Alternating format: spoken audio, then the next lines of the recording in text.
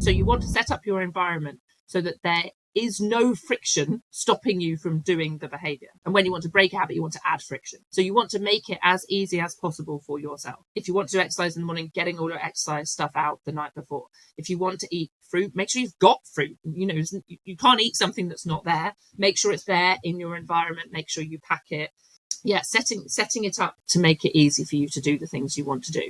Habit formation is a way of, getting people primed to do something within the same context. And then, time of day is a great way of doing it. So for example, after morning coffee, go for a walk, or after dinner, that's when you do your activity. And so chaining it to an event that doesn't happen too frequently, but that you can ultimately prime with that. And that seems to be reasonably effective. Of course, the media found the number 66 days. And now if you Google how long does it take to form a habit, you get 66 days, which is kind of great for me because it's a really highly cited paper and lots of people like you want to talk to me. But the researcher part of me is like, no, stop it. It's not 66 days. Before we dive into today's episode of the Mental Wellbeing College, an important disclaimer. We do dive into the weeds of mental health, which means that at times we discuss sensitive topics like suicide, self-harm, and substance abuse. If hearing such discussion does bring up distress for you, please do seek the psychological and professional treatment that you need. The content covered in this episode is not intended as a substitute for professional mental health treatment. Hello, dear listeners, and welcome back to the Mental Wellbeing College.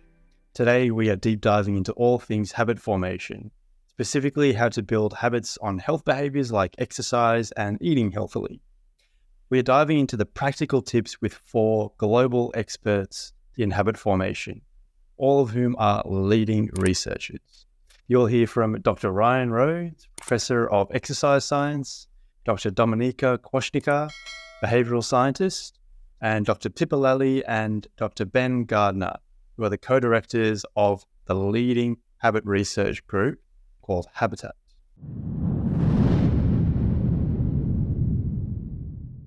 Let's kick things off with some of the key principles of forming healthy habits. I know a lot of people listening, a lot of students kind of emailed in saying, it'd be great to know, how do I go about building habits? I have all these things I want to change. I want to exercise more. I want to eat healthy. I want to get into these habitual behaviors. So what are some of the kind of key principles of habit formation that people can kind of take away?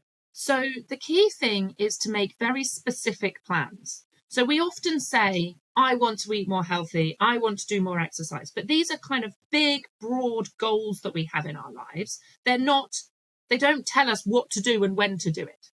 So if you want to form a habit, you've got to firstly identify the actual behavior you're going to do and when you are going to do it, and make a very specific plan.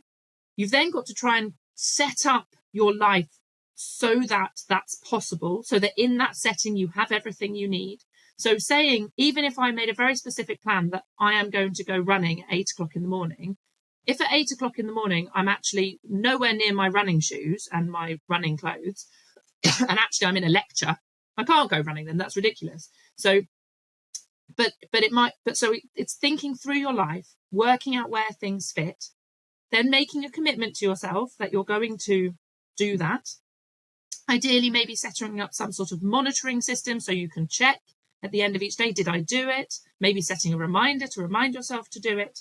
And then it is just as simple as, and it sounds simple, and obviously it often isn't when life gets in the way, but in terms of the habit process, it is as simple as repeating that behavior over and over and over and over again until you form that association. So then at 8 o'clock one morning, at 8 o'clock, I just put my shoes on and go for a run. I don't have to think, do I want to? What's the weather like? Oh, it's going to hurt. Oh, actually, maybe I should be writing an essay at that time. Any other things. I just get up and do it because it's the thing I always do.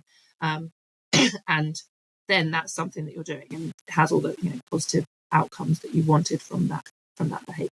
I was reading a study, I think a very common co-author of yours, Pippa Lally, and it seems like 18 to 254 days was the range in which she found that people took to form a range of different health-oriented behaviors in her study. So my question is not around what or how long does it take to form a habit, because obviously there's going to be variability, but what are those kind of factors that influence the variability, whether they're, between different habits or within a person or personality traits, for example, or is it, different types of behaviors that lend themselves to forming a habit quicker than others?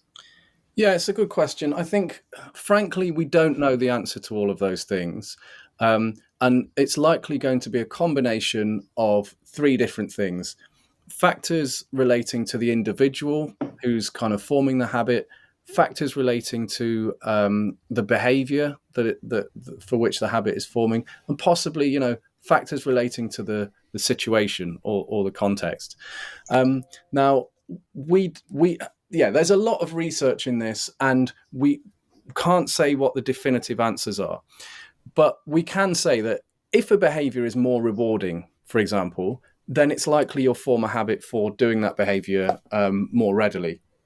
So if I think in my own life, I have 2 young children, and when it comes to screen time and using YouTube and so on, they formed habits for doing that very quickly, because watching stuff, using YouTube, it's very rewarding for them. So, they probably only had to do that about 3 times to form that habit between feeling bored and wanting to go and watch something on YouTube. On the other hand, something like physical activity, it's rewarding, but it's not rewarding in the same way. And sometimes depending on what the reward is you want to get out of it, the reward isn't always immediate. Feeling absolutely shattered and out of breath is, for some people, just not rewarding. For other people, it is rewarding. So it's about how rewarding, how immediate the reward is, and so on. But taking that physical activity example, as I said, for some people, feeling absolutely exhausted after a half-hour workout is very rewarding. For others, it's not. So that tells you it's about the individual and it's about their perceptions. So individual factors are important. We think that when it comes to forming habits for everyday things, I think if you have a tendency to like routine and to prefer routine, then you're more likely to form habits. So again, that's a kind of individual factor. It sounds like really setting up your environment so that you are ready to kind of perform that desired behavior is really important. Yes. And Wendy Wood, who's a brilliant professor in the States, talks about friction. So she uses this term friction. So you want to set up your environment so that there is no friction stopping you from doing the behavior. And when you want to break a habit, you want to add friction. So you want to make it as easy as possible for yourself. So if you want to exercise in the morning, getting all your exercise stuff out the night before. If you want to eat fruit, make sure you've got fruit. You can't eat something that's not there. Make sure it's there in your environment. Make sure you pack it. Setting it up to make it easy for you to do the things you want to do. So it requires a bit of thought, a bit of planning ahead of time.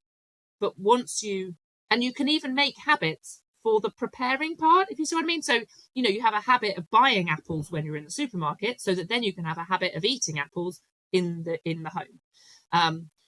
So you can set up kind of lots of habits that work together to enable you to achieve your larger goals of a healthy life or studying well or whatever it is that you want to work towards. And in terms of setting up those habits, Pippa, one of the kind of key learnings that I had reading through your papers was the importance of event-based cues rather than time. So instead of like going for a run at 8 o'clock in the morning, going for a run after breakfast. Can you talk us through like the importance of that distinction? Yeah, so this is an interesting one in that I was quite convinced that was the case, because if you have a time-based cue, if I say I'm going to do something at 10 o'clock, I need to monitor what time it is in order to be like, oh, it's 10 o'clock, now it's time for me to do the thing. Or I need to have a reminder, but then in fact, the reminder is the cue, not the time. But a colleague of mine, Jan Keller, set up a study specifically to test whether saying to people, you need to choose an event as your cue, or saying to people, you need to set a time as your cue, made a difference. And in his study, he didn't show that it made a difference. Now, that was one study. We need to replicate it. My suspicion is that even when people make a time-based cue, they know what happens in their life at that time. So in effect, it is an event. If you say 9 o'clock, they know usually where they are at 9 o'clock, and actually it's the setting. But that's just my hypothesis, I don't know. But what's interesting from what he did was, in terms of the advice you give to people in that study, it didn't seem to matter. I would still personally, if I was trying to make a habit, I would use an event as my cue. I would think, what is the setting in which I'm then going to do this? Because that helps me to also think about the environment and setting that up. Because if it's just a time, what if at that time I'm in the wrong place and haven't got the right stuff? Whereas if I say after breakfast when I'm at home, I know what's in that setting. I know what's there, what's available to me, and so on. It's really interesting what you say about the change of environment. Again, I've just moved up to the Sunshine Coast about 6 weeks ago. And I think when I did move up, having, read through your work, spoken to Ben Gardner, Pippa, Lally, understanding that window of opportunity, those first couple of weeks I made a real intention to try and set good habits, to buy the healthy food, to get into my exercise routine regularly, knowing that it's a brand new environment. I don't have those kind of cue response associations that underpin habits. So those first couple of weeks are those really important reps to try and set the habits, and then it becomes easier. That's my interpretation of the literature. Is that how you would go about it? Absolutely.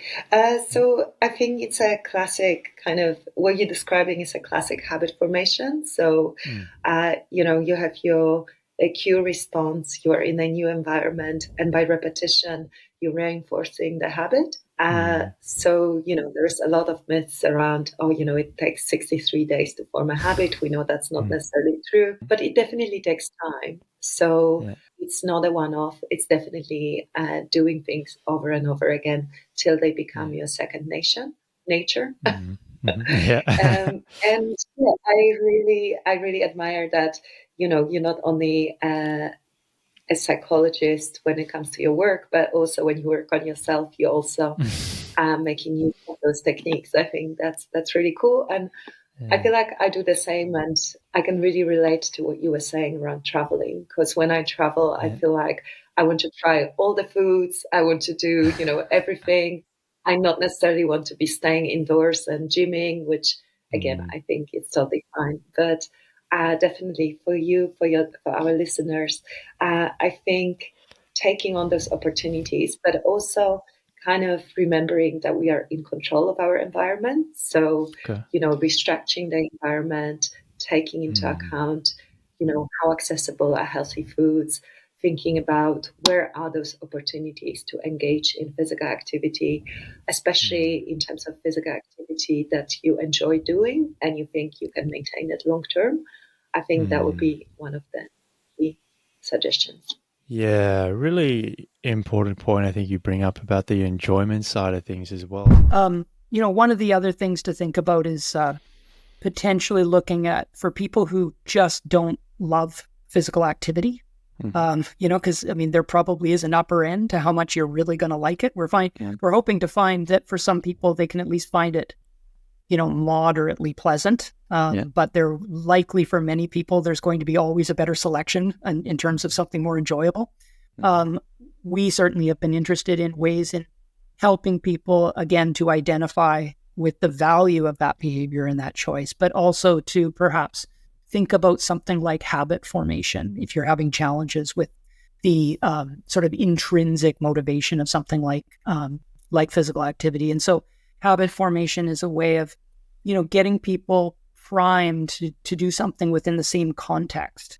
And that, time of day is a great way of doing it. So for example, after morning coffee, go for a walk, or after dinner, that's when you do your activity. And so chaining it to an event that doesn't happen too frequently, but that you can ultimately prime with that. And that seems to be reasonably effective, because as something becomes more habitual, we think about it less. But that also means we may not worry about the enjoyment part of it as much. And so there have been some interesting studies around looking at building habits particularly for people who don't intrinsically love a particular behavior, but just get used to, this is something I do during the day.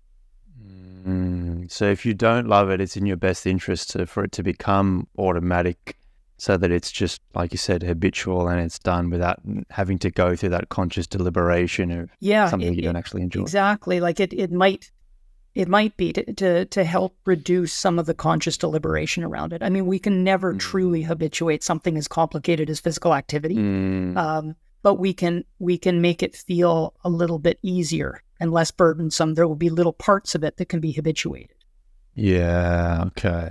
So, and obviously habit psychology, I mean, it's a whole, huge gamut in and of itself, but you mentioned a couple of really important tips there, tying it Yes, it to, is.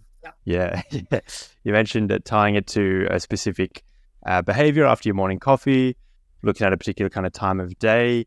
Are there other kind of, higher order, top level tips that you'd want to share to help people make exercise habitual?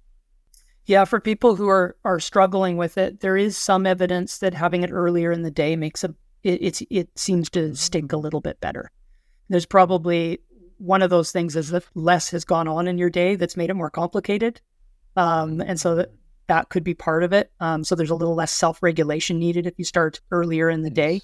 And the other is there does seem to be a little bit more ease around habit formation because, you can tie it to a very early habit in the day. So we're going to move now to the age-old question in habits. What is the role of willpower? Can we in fact will ourselves to exercise more, to change our diet?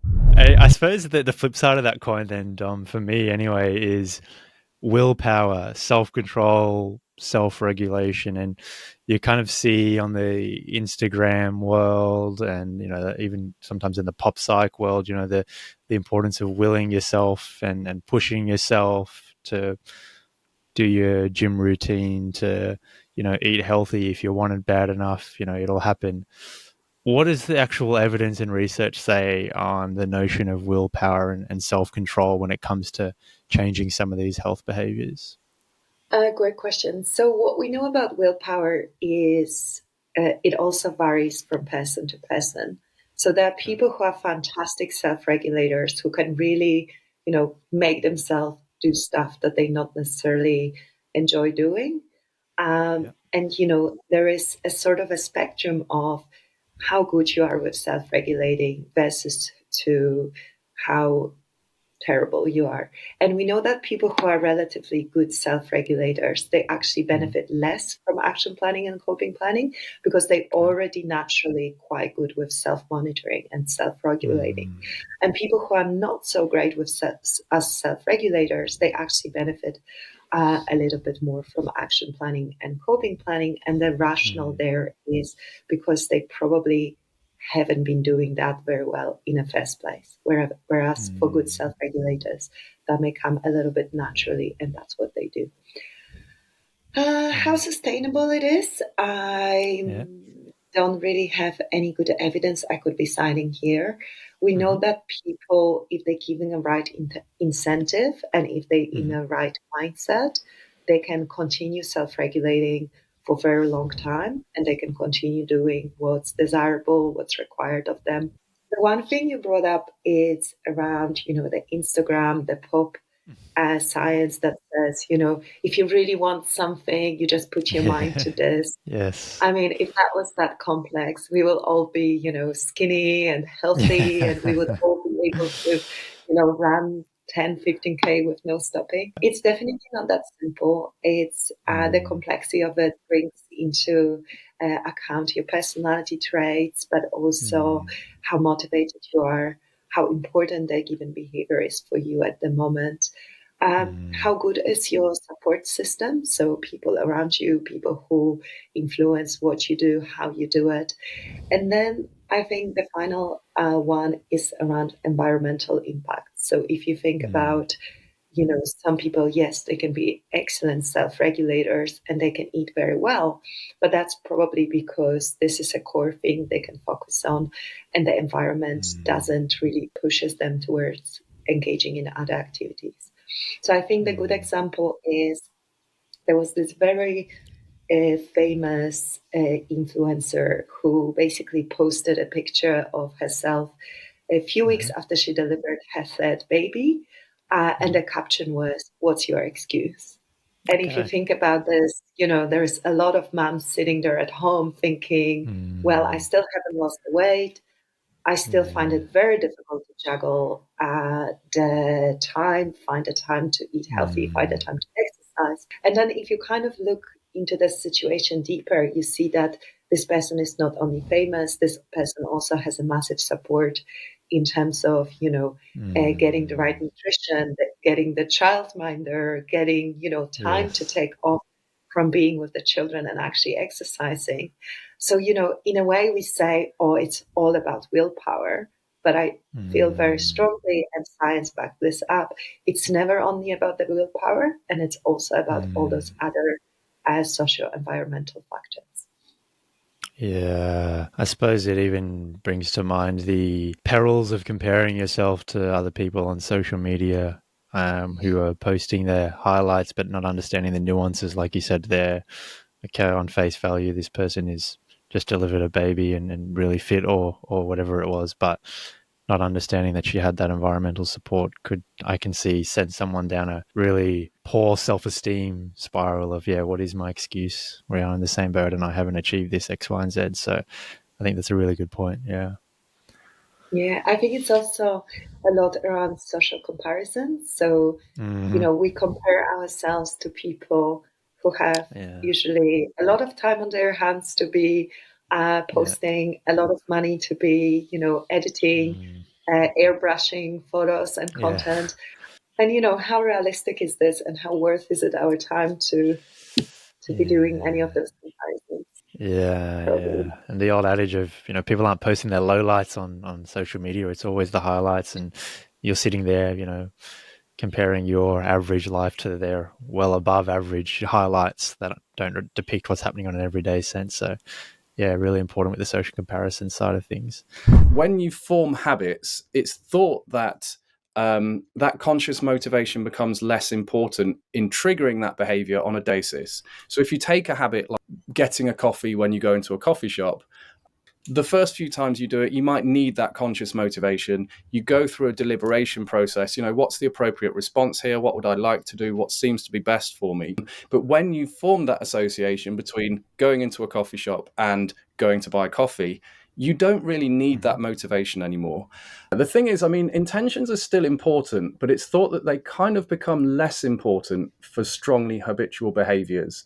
So something like getting a coffee, you may still intend to do it, but if you've got a habit for doing it, you don't rely on that intention to make you do the behavior.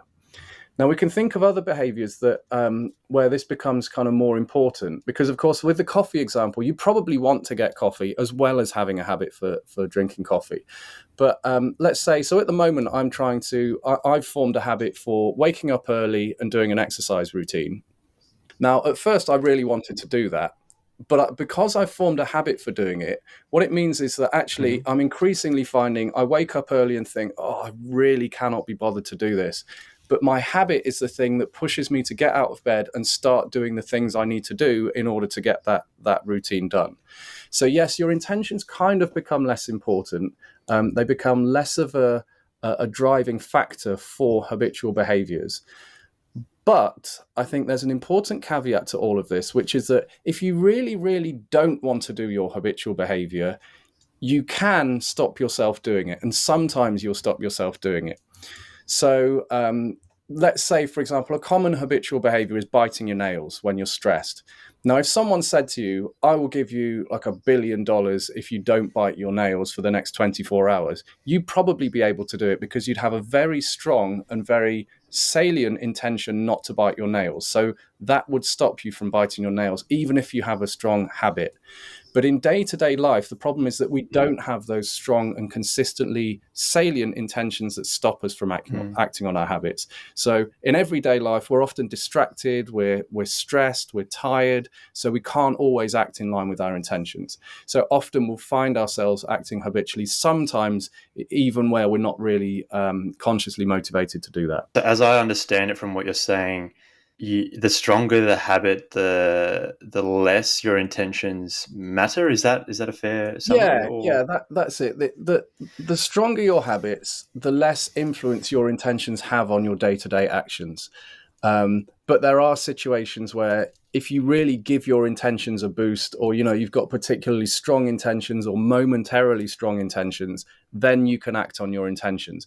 But yeah, in everyday life, we just don't usually have that. So that's why we find ourselves acting more out of habit than intentions when we do have strong habits. Finally, in today's episode, I posed the most popular habit-related question, probably the question which is on your mind right now, which is, how long does it take to form a habit? Here's Dr. Pippa Lally. When I was looking for some peer-reviewed work on how long it takes to form a habit, because everyone seems to have an opinion on it. The belief growing up was that it takes 21 days to form a habit. I don't actually know where that came from. I'm sure you have some insight there.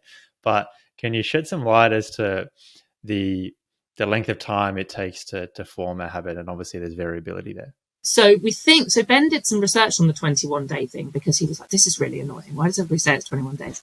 And we think he's tracked it back to a plastic surgeon who said that it takes his patients 21 days to get used to a new limb or something, or a lost limb, or some change in their body, which obviously is completely different to forming a habit. So it's kind of 21-day thing. Yeah, so this was the question I had when I started my PhD many moons ago. We wanted to know how long it takes to form a habit. So we got a bunch of students and said to them, right, you choose an eating activity or drinking behaviour that you want to change, that you're motivated to change. And then I'd like you to go away and try and we got them to choose something that they could do every day and once a day, because we wanted that to be consistent. Because obviously if some people were doing something 10 times a day and other people twice a week, it wouldn't. So it had to be something they did every day and once a day. So we made them choose a cue. So the cues were all getting up, going to bed, or meal times, because those are the things that happen, weekdays, weekends, they happen consistently. So those were all their cues. And then they chose their behaviour. So they said, I will have a drink of water after breakfast, or I will do 5 sit-ups before I go to bed, or whatever it is. And then every day for 12 weeks, they tried to do that. And I then asked them to report. They were supposed to log on every day, fill in a self-report measure of how automatically they were doing that behaviour, and also tell me whether they had done it the day before. If they'd missed a few days, they still did the automaticity measure, but they could tell me retrospectively 3 days back whether they had done the behaviour. So then for each person, we could draw a graph of day of the study along the bottom and automaticity score up the top. And that's where we got these asymptotic curves where it goes up. Now, that wasn't for everybody. We found the people that worked for, and we kind of threw out everybody else and said those people haven't formed habits for whatever reason. Often it was because they weren't performing the behaviour consistently enough, and so it just didn't seem to have worked for them. So for the people who did have the asymptotic curves, which was 39 people, so this is a very small study, but for those people, the average time it took from the beginning until they reached that plateau at the top, so automaticity goes up and plateaus, their time from the beginning to that plateau, so from them starting to it becoming as automatic as we believe it's ever going to be, the average was 66 days.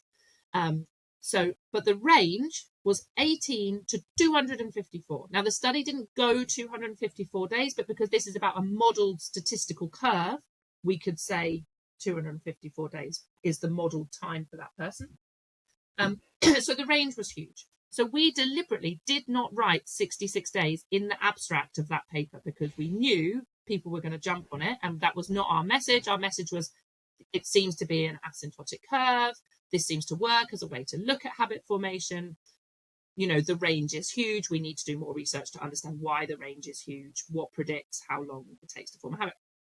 Of course, the media found the number 66 days. And now if you Google how long does it take to form a habit, you get 66 days, which is kind of great for me because it's a really highly cited paper and lots of people like you want to talk to me. But the researcher part of me is like, no, stop it. It's not 66 days. So yeah, it basically the answer is it's hugely variable.